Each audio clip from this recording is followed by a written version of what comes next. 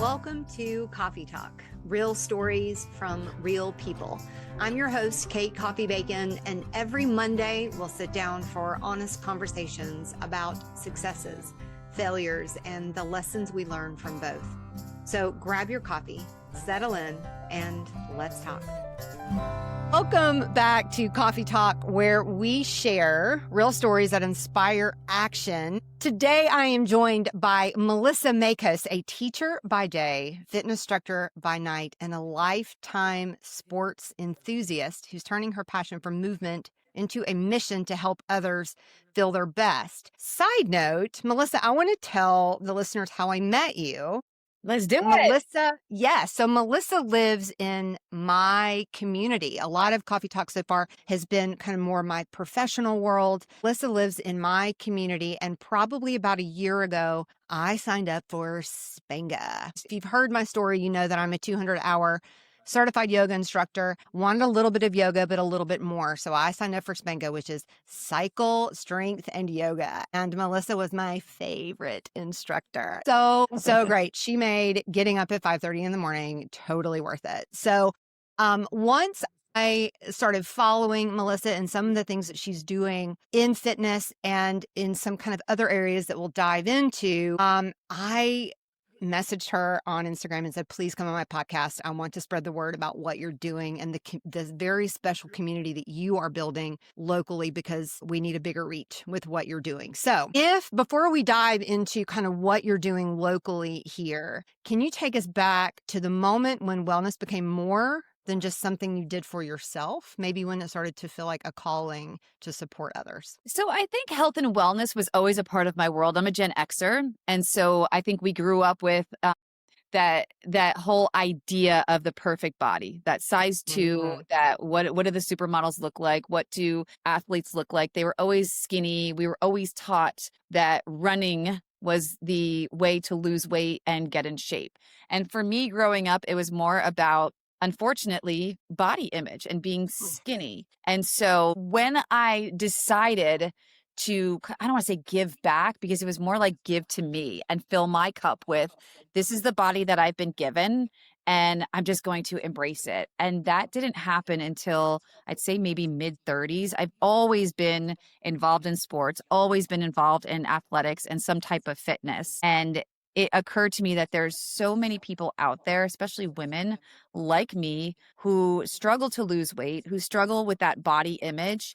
And I thought, what a great way to kind of combine that positive body image with health and wellness, where it dives a little bit deeper beyond just the exercise. It goes a little bit more into the mental aspect of it, which is why I absolutely love the format of Spenga, having spin, strength, and yoga. Because like I said, growing up, we were taught if you want to lose weight and be skinny and be pretty, you have to run and do cardio. Well, if people aren't familiar with Spenga, it's 20 minutes of a spin cycle class. That's all you need. That's 18 to 20 minutes of cardio. And I think honestly, when I was in my 30s, I realized I was doing too much cardio. And I get a lot of flack for that, right? Because at my age, we were taught cardio is the way to go. That's how you lose weight. And I was doing too much cardio. And it got to a point, I think probably about 2014, that I was starting to puff. I was starting to get fluffy. I was training for a half marathon when I was living in Savannah, Georgia. And one of my best friends, she told me I wasn't lifting enough weights and I wasn't eating properly. I wasn't fueling my body. I wasn't eating enough. I wasn't doing enough weight training. And so we cut a lot of the cardio out and went to weight training. And that's when it kind of occurred to me that I grew up with the wrong mentality when it comes to working out and health and wellness. And so I think maybe 2014 was the turning point for me. And that's when I actually became a spin instructor back in 2014, my first spin class ever in Savannah, Georgia, Baby Island, to be more precise, at the YMCA. And it was no turning back from there. Yeah. So you have a huge background in sports and fitness. Share a little bit about that. There's something I didn't know that you were in sports broadcasting. So share a little bit more about that. Like your background is just, it's all sports, all body. I grew up following sports so I'm an Aries. I was born in March. And so growing up in New Jersey, you had a couple options. You could be a Yankees fan, you could be a Mets fan, Giants, Jets, Rangers, Devils. And I grew up in a sports family. My dad had a cup of coffee in Major League Baseball with the St. Louis Cardinals, threw out his shoulder. So he had just a little bit of a minor league stint with them. And so I knew sports was in my blood. But growing up, again, Gen X, born in the 70s, there was no sports for me to play. So I would play baseball with my dad, just throw a ball, play basketball in my street. And one day I asked my dad if I could play Little League Baseball with my brother, and they wouldn't let girls play. So I actually wound up getting a flyer in school when I was in 6th grade for a softball program in a different town. And now if you're familiar with New Jersey, you could throw a stone and hit the next town over. And so my dad called the town, it's called Fords, which is Woodbridge, if people are familiar, and they knew my dad. My dad was pretty famous in New Jersey for his athletic prowess. And so it was at that point that I started playing organized sports with other girls and other people versus just throwing a baseball or playing basketball with my dad in the street. And I guess you could say I was kind of a tomboy. When I was in my mother's womb, my dad would rub my mom's belly. You will be a Yankee fan. You will be a Yankee fan. So I grew up watching the Yankees, and I had always dreamed of being a professional baseball player. And when I realized girls don't play professional sports, at least back then, when I went to college, I thought, well, if I can't play professional softball or basketball, because there was no WNBA at that point, the dream would have been the Olympics, and I wasn't good enough for that. And so I said, if I can't play professional sports, maybe I can talk sports professionally. And that's when I went into sports broadcasting. I didn't want to do anything in front of the camera. I wanted to just tell the stories. I wanted to be that person that had the experience of playing sports, and what sports did for me. It was my identity. It was who I was. And so I just wanted to tell the story, tell everybody's story of how sports impacted them in a positive way and also in a negative way, because I had some pretty bad experiences playing sports, but it turned me into who I am. And now I parlay that into my everyday world with what I do as a teacher by day and a sports fitness instructor by night. And when I went into sports broadcasting, I had to grind. Like there was no, here it is on a silver platter. You played sports, let's put you on TV.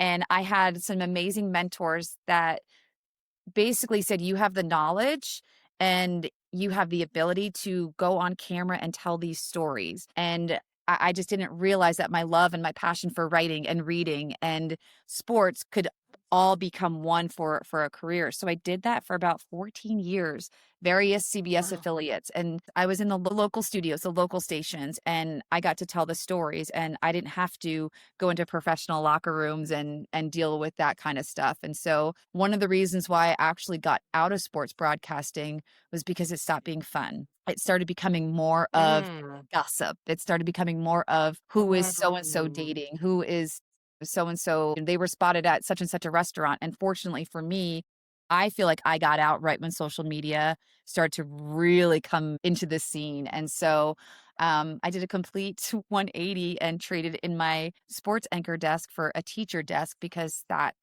was in my blood. And I was fortunate enough living in Savannah, Georgia, that I built a reputation for myself and the work ethic, where the station I worked for in Savannah, Georgia, WTOC, they asked me if I would stay on a contractual basis. And I said, absolutely. So I wound up going back to school, getting my teaching degree and my master's degree, doing the sports broadcasting kind of on the side and teaching. So I had a full-time teaching job. I was actually giving softball pitching lessons and hitting lessons, going back to school, working full-time as a teacher, and just kind of grinding it out. And but thanks to that opportunity, I don't think I would have been able to do that in a bigger market.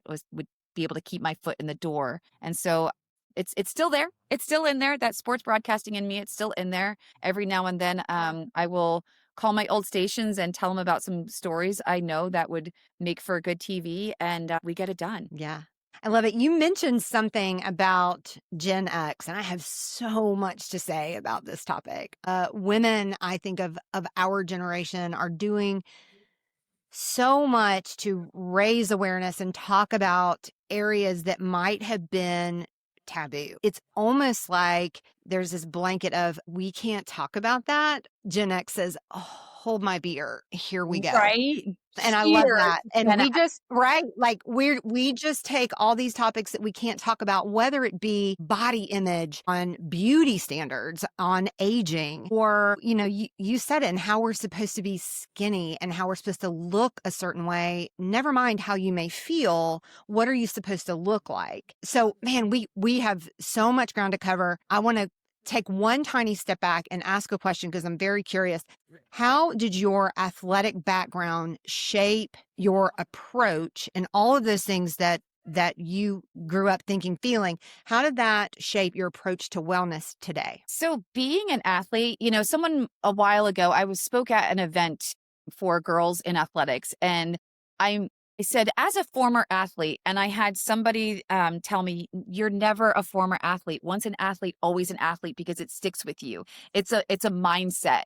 And I think that was totally my identity. Was I knew I was good at it, and I knew how to work hard for it. I knew what I wanted to do. I knew what I wanted to accomplish, and I knew how to get there. I think being an athlete, it never leaves you. Even I'm 49, not afraid to say it. I'm 49, and I always still have that athletic mentality of this is what it's going to take to get the job done. And I take that with me as a teacher. But I think having that approach and that mindset as an athlete for health and wellness, it gives you that work ethic to practice. And it's the same thing, when you go to the gym every day, you're practicing. What are you practicing for? Well, maybe 10 years ago, I was practicing because I wanted to be thin and I wanted to be pretty and I wanted to look good in a bikini. Now I'm practicing at the gym for health and wellness and longevity. So I don't wake up every morning and struggle to get out of bed because my bones are talking to me, right? So I think, there's a total mind shift as we get older. And I think sometimes when you get into the gym or when you get into that mind space of working yourself out with like-minded people, you find your tribe. And you find people that will. I'm seeing a lot of us deal with the perimenopause. I'm seeing a lot of us deal with that body image all over again because it's in our faces, I talk a lot in my sessions, in my classes about, we don't want a J-Lo booty. We want a Kate Coffey booty. We want a Melissa Maikos booty, right? Right. I want what I have. We Yes. want to embrace our own booties because I can't afford a J-Lo booty. B, I don't, it's not happening. Right. So embrace my booty and stop looking at everybody else and what their booty looks like, what their body looks like. And let's look what we can do within you. And truly, when you want that superficial body, there's not something going on the outside. It's really something going on the inside. And I had to learn that the hard way. I had my sister on for episode 2 of Coffey Talk, and we were talking about similar things. And one of the things that she said, she is 12 years younger than me.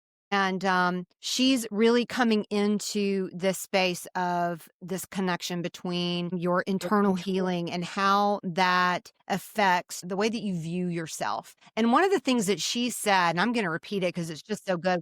She said, some of us, like women that might have stepped away from fitness, or men, humans, stepped away from fitness, and you come back to it, you might be coming back to it with that idea of you're remembering when. You're remembering when you looked a certain way and you want to get that back. And, she's like, I completely wholeheartedly disagree with that because you are who you are right now. And that is earned.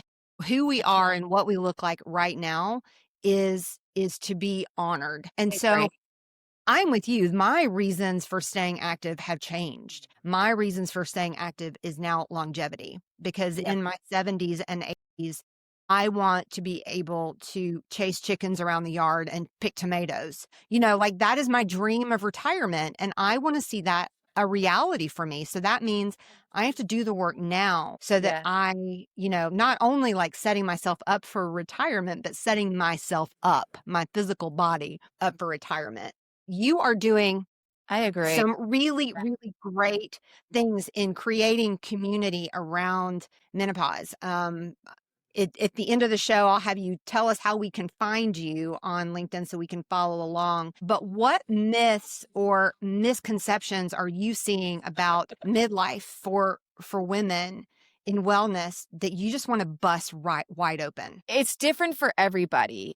One of the biggest things that I see is women afraid to lift heavy weights. Again, especially our age group. I think the younger age group, they're still not sure. They're still trying to find it out. But the women that I work out with and the women that come to to my sessions, we're all around the same age and they're afraid to lift those heavy weights because we were taught that lighter weights, more reps so we can tone. And so I think that's one of the biggest myths that I had to learn too.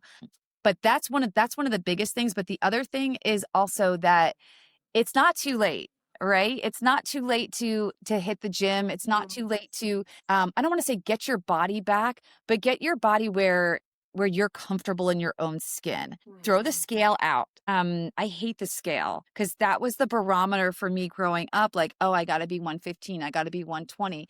Now I'm like, ooh, I want to wear those jeans. And not only do I want to wear those jeans, I want to feel good in them. Right. And I say that in class all the time.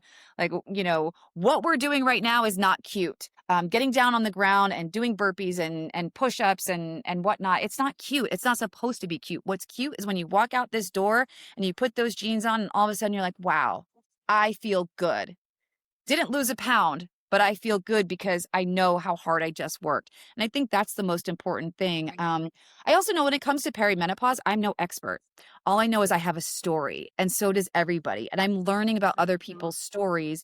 And I know for me, I don't want to say an anomaly. I've tried everything. I have tried everything and it's different for everybody. I don't have kids, so my experience is a lot different from those who have kids. Everybody's body's different. My sister, they call us Irish twins. She's 18 months older than me. And her experience with perimenopause is completely different from mine. She's got 3 kids. I've got 0. I've got the fur babies, but no kids. And so I was actually just on the phone with her the other day, talking to her about some of my symptoms. And she's like, I don't have that, but I have this. And so honestly, I'm using perimenopause as something that's humorous and something where I can say, my eye is twitching. Perimenopause. Sure, why not? Or I missed my turn to get to the store. Perimenopause. So I'm using it as humor, but I'm also using it as a guide for, okay, is there something else going on with my body that I need to talk to a doctor? But you talked about how it was taboo. Yeah. So my mom and I have a great relationship, but we didn't know about any of this growing up. None of this.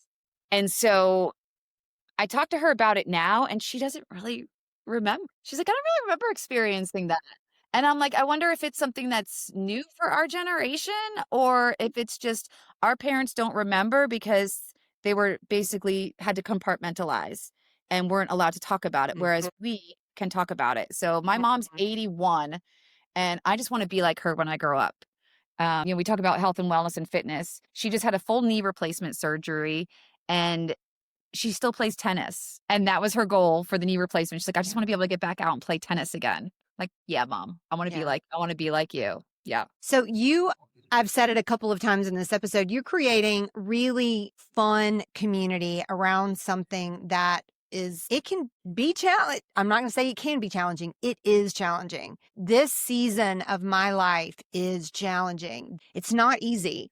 Why do you think creating this community is so powerful when navigating these changes? And why and what made you decide to start building this community? So I have a friend group from New Jersey, and we're all over the place now. I've got my bestest girlfriends from high school. Before high school, my best friend Beth, we knew each other in preschool. So I grew up with this same group of girls, and we have a group chat. I grew up in a town called Metuchen. We're the Metuchen super women because we really feel like we are that, right? We are these super women in our own way. And we all have our own like unique, like we're like the Spice Girls. We all have our own like little thing. Like I was the sporty spice, Karen was the smart spice. And so we're all just different spices now in our world, but we have a group chat going and we started talking about it. And so one of my friends was like, you should start posting about it. So I started posting about it and I started posting more about it on TikTok and just started getting a following and started getting people. At first I was like joking about it. And then I got a huge hit on one of my videos about me just sleeping all the time.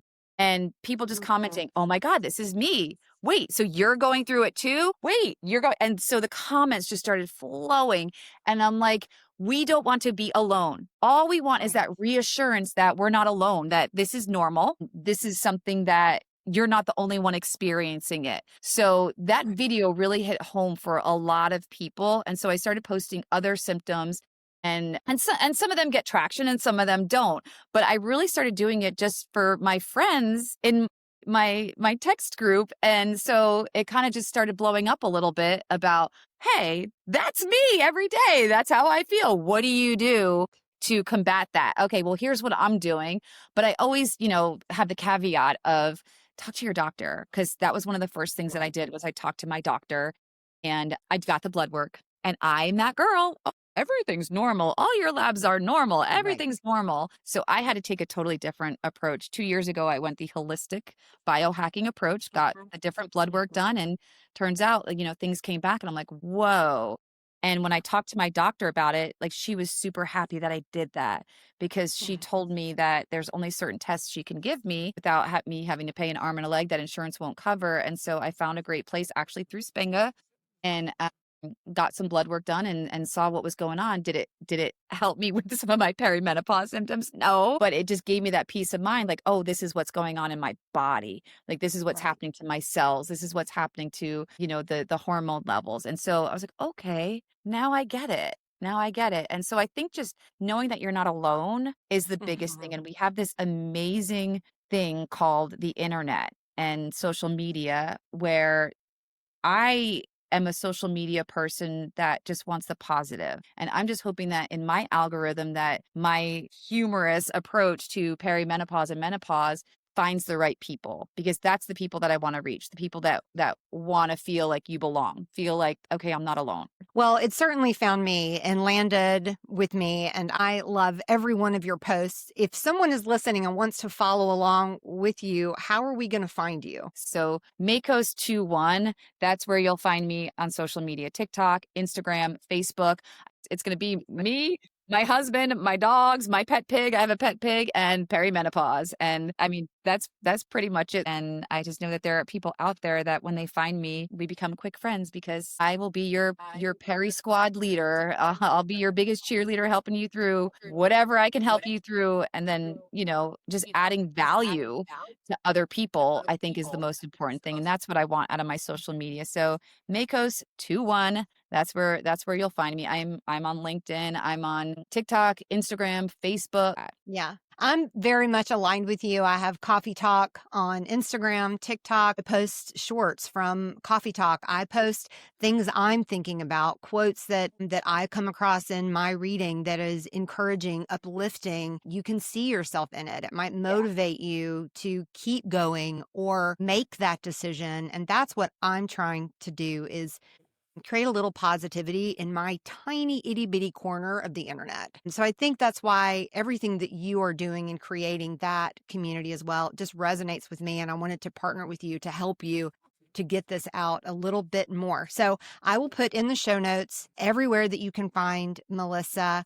Thank you for coming on to Coffey Talk today. What a national treasure you are. Thank you so much. Thank you for inspiring me to move my legs at 5:30 in the morning at Spenga. I'm not there anymore, but I got to take you with me, so it was worth it. Until next time, move your body, keep moving, build community, find like-minded people to encourage you, so you can see yourselves and not feel so alone in whatever it is you may be going through. Thank you for joining us today on Coffey Talk. A special thanks to my guests for sharing their story, and to you, the listener, for being a part of this conversation. If you enjoyed today's episode, be sure to subscribe so you never miss a Monday morning chat. Until next time, I'm Kate Coffey-Bacon, and this has been Coffey Talk.